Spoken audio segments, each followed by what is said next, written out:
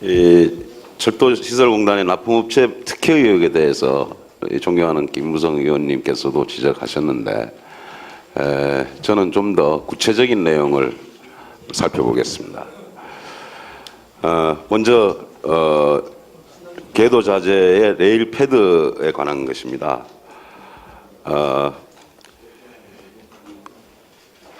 공단 이사장님. 네. 그 통상 이 실시 설계 시방서 내용이나 품질 보장 이런 기준이 변경되기 위해서는 어떤 절차를 거치게 됩니까? 설계 심의 과정을 거쳐서 결정을 하거나 또는 그것이 변경이 필요하다면은 다시 설계 심의위원회를 열어서 변경을 합니다. 예, 그런 그 설계 심사 절차가 필요한 거죠. 네. 근데 여기 제가 도표를 보여드리면서 자, 2006년도 6월 달에 실설계 자재 시방서에는 하자 보증 기간이 납품일로부터 탄성제 레일 패드는 5년으로 한다 그랬는데 2012년도 구매 제작 시방서에는 5년에서 2년으로 단축이 됐습니다. 그다음에 또 탄성제의 하자 보증 기간 동안에 이 스프링기에서 변압값 이 당초 기준 25% 이내가 되도록 그 품질을 보장해야 된다는 내용은 아예 삭제가 돼 버렸습니다. 자, 이런 정도면은 설계 심사를 해야 됩니까? 그 당시에 설계 당시에는 5년이라 해놓고는 발주 부서에서 그것을 삭제한 것으로 알고 있습니다.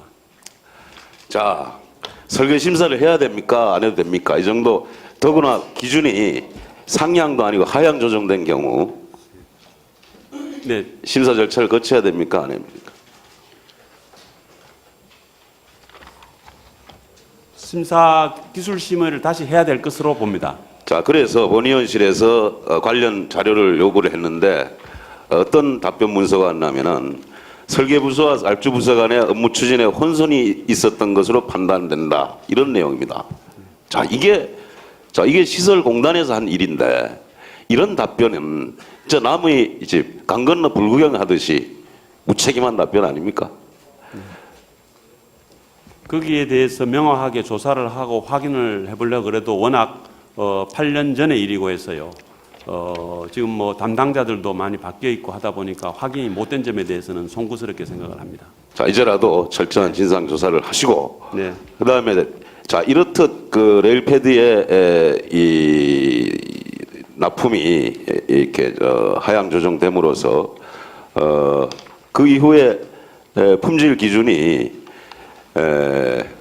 탄성계수 25%를 충족하지 못해서 감사에서 교체 명령이 나왔죠. 네, 그렇습니다. 거기에 따라서 총 30만 개나 되는 레일패드를 교체했습니다. 네. 근데 자, 이 교체했는데 그 책임이 납품업체에 있음에도 불구하고 납품업체는 하자 보증 기간이 2년 이내이기 때문에 책임이 없다고 했기 때문에 결국 어떻게 했습니까?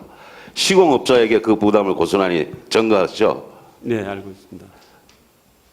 이게 정당한 일입니까? 정당하지 못하다고 생각을 합니다. 어떻게 할 생각이세요? 우리가 공단이 직접적으로 계약한 것은 시공사이기 때문에 시공사에 대해서 시공사가 조치를 하도록 했습니다만은 시공사에서는 납품 제조업체에 대해서 지금 손해배상 소송을 청구하고 있는 것으로 알고 있습니다. 자, 이게 항상 우리가 가불 관계에서 여러 얘기를 하는데 공정한 거래 관계를 얘기하는데 이렇게 됨으로 인해서 결과적으로 시공사가 피해를 부담하게 되고 구제 방법은 소송밖에 없고 앞으로 이런 일이 재발되지 않도록 해주세요. 예, 철두 설명하겠습니다. 또 있습니다. 경부 2단계의 이 절연 블록하고 볼트너트 스프링 와사 이게 다 레일 체결 장치의 부품들이죠. 네. 여기에는 위장 시험 성적서, 짝퉁 시험 성적서 혹은 시험 성적서 누락의 문제가 있습니다. 제가 표를 보여드리면서 자, 절연 블록의 경우 제조 공급원 승인 때는 한국산이었다가 실제 납품은 인도산이고 혹은 알 수 없습니다. 이거는 조사도 안 했다는 얘기밖에 안 나요. 그다음에 또 경부 2단계 509에서는 공무원 승인 때도 성적서가 누락됐다는 얘기죠. 알 수 없다는 얘기는 실제 납품된 거에 대한 조사는 마찬가지입니다. 자, 볼트, 너트, 와사의 경우는 자, 실제 납품된 걸 보면은 인도, 중국, 스페인산입니다. 그런데 제조 공급업 승인원은 인도로 되어 있거나 혹은 스페인으로 되어 있습니다. 이렇게 납품 그 공급원 승인 때 또 납품 중에 관리 시험 때 실제 납품된 거 이게 다 A, B, C가 막 서로 이렇게 뒤죽박죽 섞여 있는 거 어떻게 생각하십니까? 그 사실관계를 확실히 더 조사했어요. 잘못됐다 그런다면은 모든 조치 제재 조치 아직도 그러면 이에 대해서는 확인을 못 하셨어요? 그 문제에 대해서는 감사원에서도 조사하는 과정에서 일부 조사를 한 것을 알고 특히 있습니다만은 절연 불력의 경우 성능 미달 시에 어떤 문제가 있는지 아세요? 신호 장애가 일어날 수 있다고 봐집니다. 자, 철도기술연구원의 답변입니다. 열차 탈선 사고의 직접적 원인을 제공한다고 하고 있습니다. 신오작동 초래, 열차 추돌 사고 우려 등 이렇게 심각한 문제를 야기하는 게 절연불력의 성능인데 여기에 대해서 이런 성능 확인도 안 하고 실제 납품된 현황도 아직 파악하지 못하고 있고 말이 됩니까 이게? KTX 안전은 국민 안전과 직결되는 사안입니다. 따라서 앞으로 철저히 조사하시고 필요하다면 고발 조치 등 엄정 조치를 해서 예, 알겠습니다. 예. 예, 이재호님 수고하셨습니다. 예, 여러 의원님께서 강원도 2018 평창 동계올림픽 성공의 필수 조건이 되고 있는 원주강릉 복선철 조기 완공에 차질이 없겠는지에 대해서 질의를 해주셔서 감사를 드리면서 공단 이사장님, 네. 지금 강원도 횡성군 둔내면에 그 당초 터널로 계획됐던 부분이 교량으로 변경이 됐다가 다시 이제 터널로 결정이 됐지 않습니까? 그래서 당초 그렇게 변경된 사유를 보니까 이제 조망권 확보 그것만인가요? 제가 알기로는 그걸로 인해서 선로의 수평 레벨이 좀 올라가게 되지 않나요? 그렇습니다. 예. 그다음에 그 평면으로 봤을 때 노선도 다소 변경이 있지 않나요? 그렇습니다.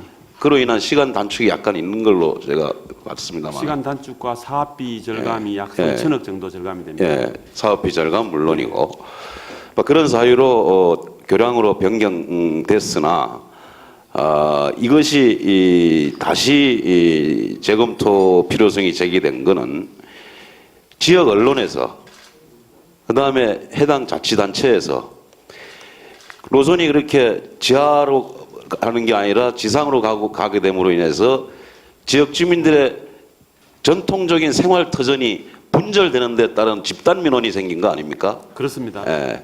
그 집단 민원을 해소할 방법이 없어서 지자체에서 요구하고 도에서도 요구하고 막 그런 상황 속에 제 어느 상임위원회 때 저도 문제 제기를 했던 바가 있고요.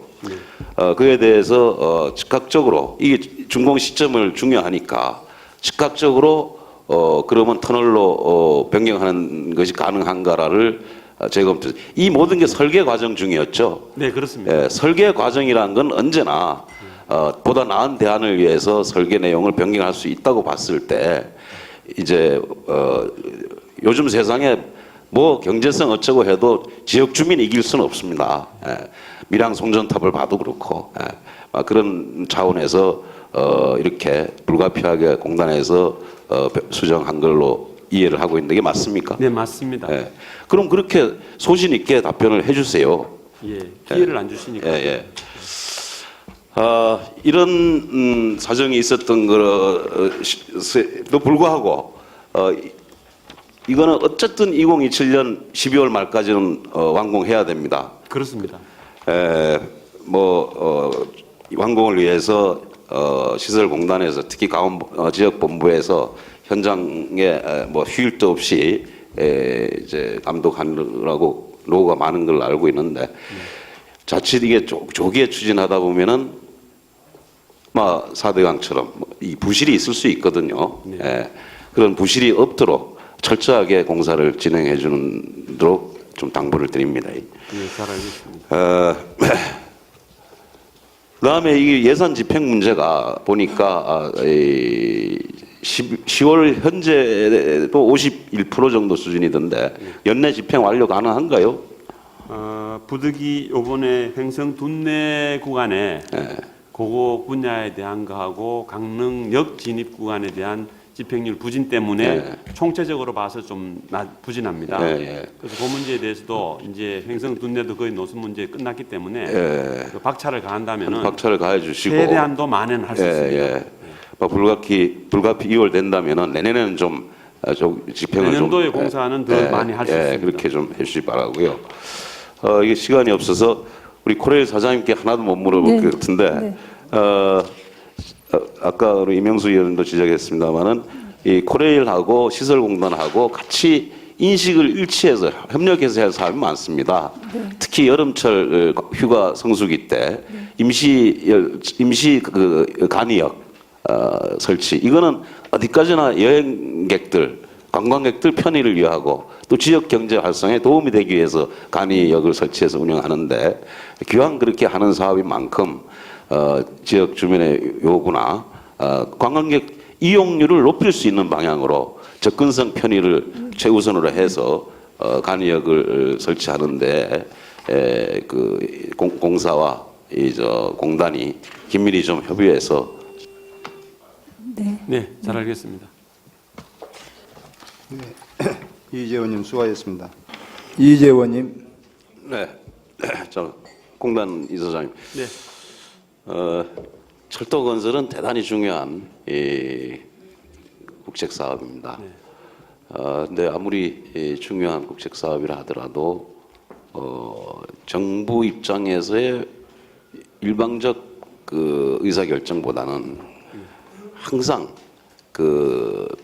국민의 입장에서 지역 주민의 입장에서 판단을 검토하는 사전 검토를 하는 그런 의미에서 이제 항상 철도 노선도 지역 주민 사전 설명을 하죠. 네, 시설계 확정하기 전에. 예. 아까도 터널 교량 다시 터널 이런 경우 필수적으로 주민 설명을 거쳐야 될 사안이 아닌가요? 그렇습니다. 거쳤습니까?